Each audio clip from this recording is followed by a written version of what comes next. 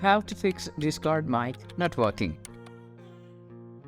There might be various reasons why the Discord mic might not be working properly, and among the various reasons, the first thing that might be because your device is not plugged in properly. So make sure that your device is plugged in and it's showing on Windows and is working really fine.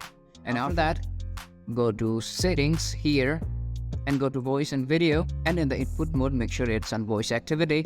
Now to push to talk, and after that your input sensitivity should be available here, and if the device is working properly you will be able to see the green line just like that I am showing you on the screen. And after that, on the input settings or input device, make sure that your device is available here, your device is listed, and also you can check your mic from here. Let's check. And if you're having problem in a particular server, make sure that you have voice channel permission for the audio sharing. So don't forget to reach out to the moderator or admins to let you know about the access of voice permission.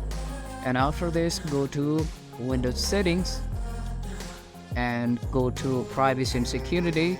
Scroll it down here on the microphone. Make sure that it has the permission to use mic, and if this still does not help, make sure that your Discord app is up to date, or try uninstalling and reinstalling the Discord app again. So this should help.